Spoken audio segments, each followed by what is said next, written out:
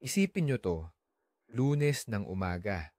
Ang alarm clock mo ay hindi isang simpleng himig, kundi ang paulit-ulit na tapik ng paa sa iyong mukha. Ang una mong meeting sa araw na yon. Isang titig na parang sinasabi, wala nang laman ang kainan ko. Ayusin mo yan. Paano kaya kung ang balahibo mong alaga ang mismong amo mo? Tunog katawa-tawa, di ba?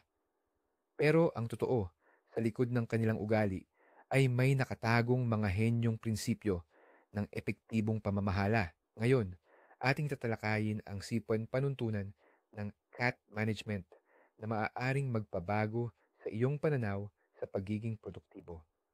Ang mga pusa ay hindi lang basta cute na alaga. Sila ay mga sinaunang mandaragit na sa libu-libong taon pinaghusayan ang sining ng pagkuha ng kanilang gusto na may pinakamababang pagsisikap.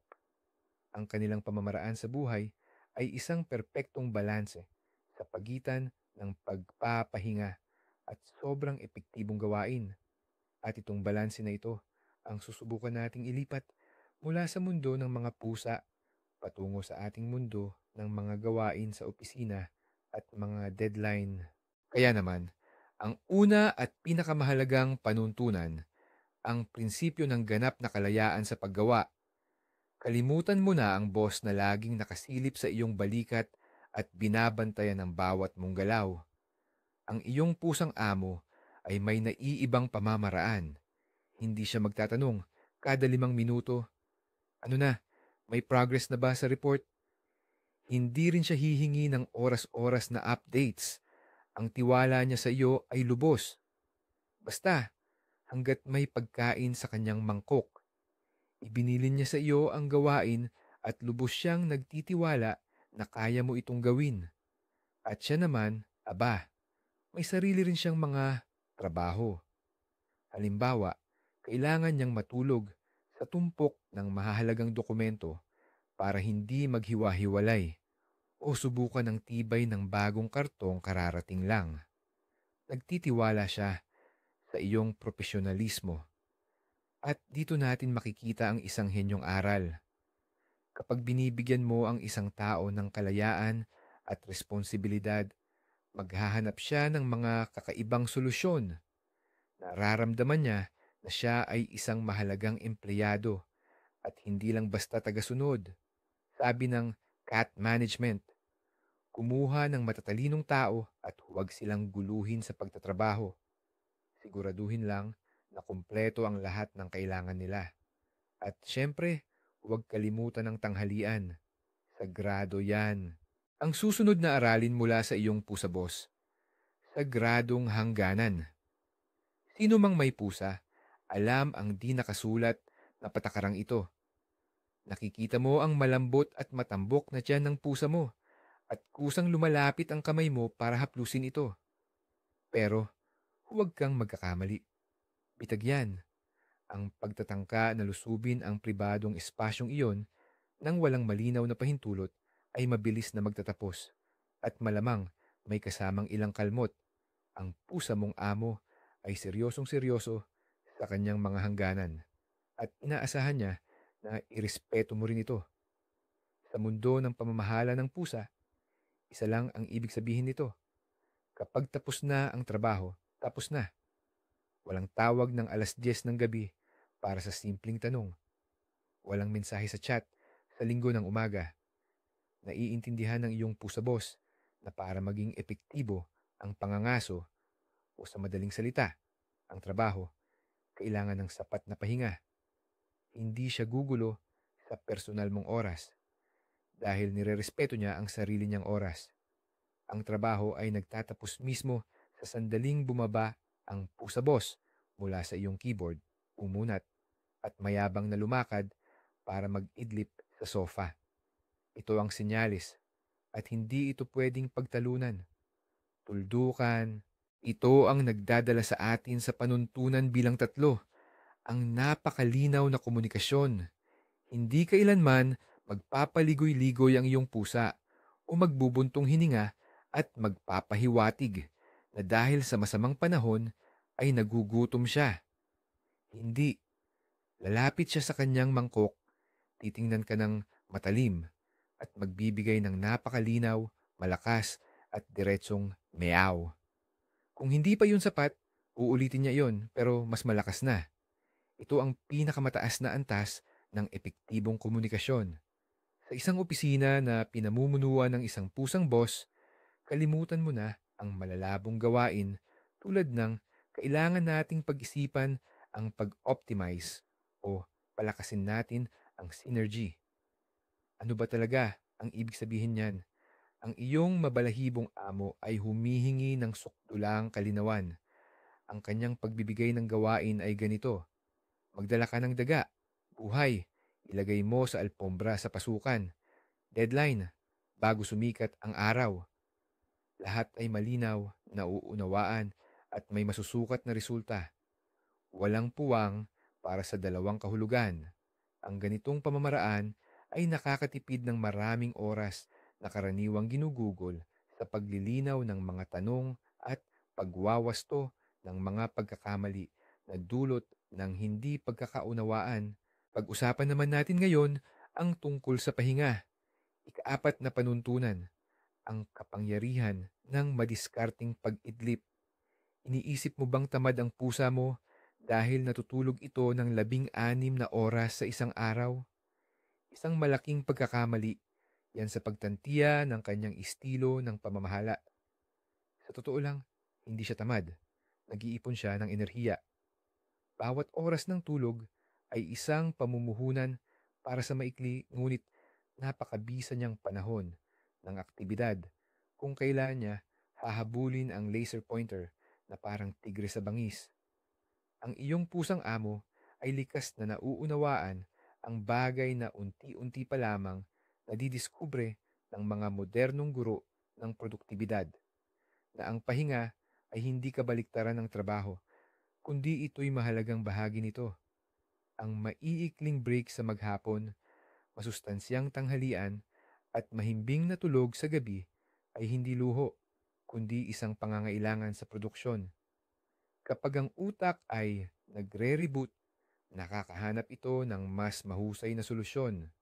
Ang pagtatangka na magtrabaho ng walang tigil ay direktang daan patungo sa pagkaubos ng lakas, burnout, at mga hangal na pagkakamali. Alalahanin ang biglang pagkakaripas ng takbo ng pusa sa 3:00 ng madaling araw. Nandyan ang naipong at mahusay na ginamit na enerhiya sa aksyon. Alam ng isang tunay na pinuno, upang makagawa ng isang mapagpasyang hakbang, kailangan muna ng sapat na tulog. Ngayon, dumako tayo sa motibasyon. Panlimang panuntunan, agarang gantimpala.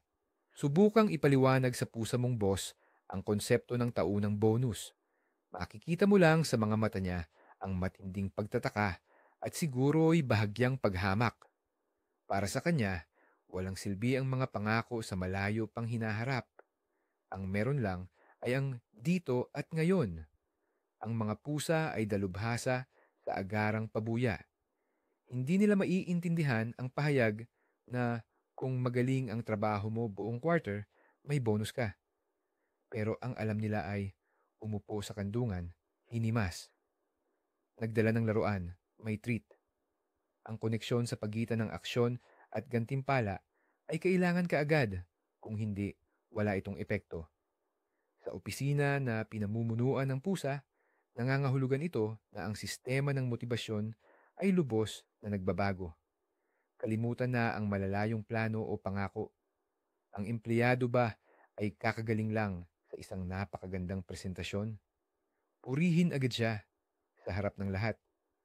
Natapos ba ng team ang isang mahirap na yugto ng proyekto? Mag-order ng pizza para sa lunch ngayon, huwag mangako ng corporate party pagkalipas ng 6 na buwan. Ang maliit, ngunit agarang treat sa anyo ng pagkilala o papuri ay mas malakas magpabago kaysa sa malaki, ngunit naantalang premyo. Ang ika-6 na prinsipyo ng pamamahala ng pusa, katatagan ng nakagawian. Tanungin mo ang sino mang nagmamay-ari ng pusa kung anong oras siya gumigising. Malamang ang sagot ay 5:00 ng umaga, o kaya kapag nagpasya ang pusa, at hindi ito dahil lang sa ang pusa ay isang maliit na tirano, kundi dahil mayroon siyang sariling nakagawian at mahigpit niya itong sinusunod. Almusal ng 5:00 ng umaga, siesta pagkatapos ng almusal, pag-iikot sa teritoryo sa tanghali, ang gabi na tigadik, eksaktong 9:00 ng gabi, araw-araw, walang palya o pagbabago. Para sa pusa, ang nakagawian ay kasing kahulugan ng seguridad at katatagan. Kapag nahuhulaan ng mundo, hindi ito nakakatakot. Kapag alam mong sigurado na darating ang pagkain sa takdang oras, makakapag-relax ka at hindi na kailangang magsayang ng enerhiya sa labis na pag-aalala. Ngayon, ilapat natin ito sa opisina. Ang iyong boss na pusa ay hindi kailanman magpapatawag ng biglaang meeting na mamaya na lang sige. Hindi niya babaguhin ang mga patakaran sa kalagitnaan ng laro. Lahat ng proseso sa kanyang kumpanya ay maayos na naitakda at nahuhulaan. Ang katatagang ito ay nagpapababa ng antas ng stress sa grupo sa pinakamababa. Walang sino man ang nagsasayang ng oras at nerbiyos sa paghula kung ano ang mangyayari o dapat asahan ngayong araw. Lahat ay ginagawa lamang ang kanilang trabaho dahil ang mga patakaran ay malinaw at hindi nagbabago. Sa wakas, narito ang ikapitong at ang pinakamatalinong tuntunin, ang pilosopiya ng karton. Imahinasyon ninyo ito. Matagal kayong naghanap, nagbasa ng mga review at gumastos ng malaking halaga. Sa wakas, binilhan ninyo ang pusa ninyo ng isang bonggang-bonggang, multi-level na higaan, kumpleto sa panliha at mga laruan. Buong pagmamalaki ninyo itong inilagay sa gitna ng silid. At ano ang ginawa ng inyong pusang boss? Inamoy niya ang inyong mamahaling bilihin, tiningnan kayo ng may bahagyang pagtataka. At pagkatapos, kitang-kita ang kasiyahan, sumiksik siya sa simpleng karton na pinaglagyan ng higaan. At halatang napakasaya niya. Sa simpleng gawaing ito nakatago ang malalim na karunungan sa pamamahala. Ang punto ay, ang pinakamahal, pinakakomplikado, at may kung ano-anong features na solusyon ay hindi laging ang pinakamabuti. Madalas, gumugugol tayo ng napakaraming resources sa pagpapatupad ng mga komplikadong sistema, paggawa ng mga detalyadong estratehiya, at pagbili ng pinakabagong software. Pero sa totoo lang, para solusyonan ang problema, sapat na ang simple at halatang kasangkapan, ang mismong karton. Ang inyong pusang boss ay nagtuturo sa inyo na huwag masyadong komplikaduhin ang mga bagay-bagay. Bago magsimula ng malaki at mamahaling proyekto, tanungin ang inyong sarili. Wala ba ritong simpleng karton na makakalutas sa problema ng hindi mas masama o baka mas maganda pa? Ngunit narito ang pinakamahalagang aral. Ang pamamahala ala pusa ay hindi tungkol sa pagiging tamad o makasarili. Sa halip, ito ay tungkol sa lubos na katapatan at pagtutok sa resulta. Ang pusa mong boss ay hindi magsasagawa ng walang kwentang pulong na mapapalitan lang ng isang email. Hindi siya hihingi ng mga ulat para lang sa mga ulat. Ang kailangan niya ay konkretong resulta. Punong mangkok, malinis na litter box, at ang iyong atensyon sa takdang oras.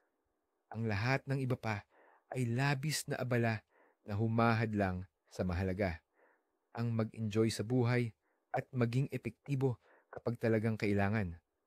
Ang diskarting ito na nakabatay sa instinct ay kapansin-pansing moderno. Tinatanggal nito ang lahat ng hindi kailangan at iniiwan lamang ang talagang gumagana. Sa huli, ang suotong prinsipyo ng pamamahala ala pusa ay nagtuturo sa atin na magtiwala sa team, respetuhin ang personal na oras, makipag-ugnayan ng direkta, pahalagahan ang pahinga, magbigay ng reward agad, manatili sa rutina, at humanap ng simpleng solusyon. Marahil, ang pinakamahusay na business trainer ay ilang taon ng natutulog sa iyong kandungan. Salamat sa panunood ng video na ito hanggang dulo. Kung nagustuhan mo ang ideya na magtrabaho sa ilalim ng pamamahala ng isang mabalahibong boss, mag-like at mag-subscribe sa aming channel. Ngayon, may tanong ako sa iyo.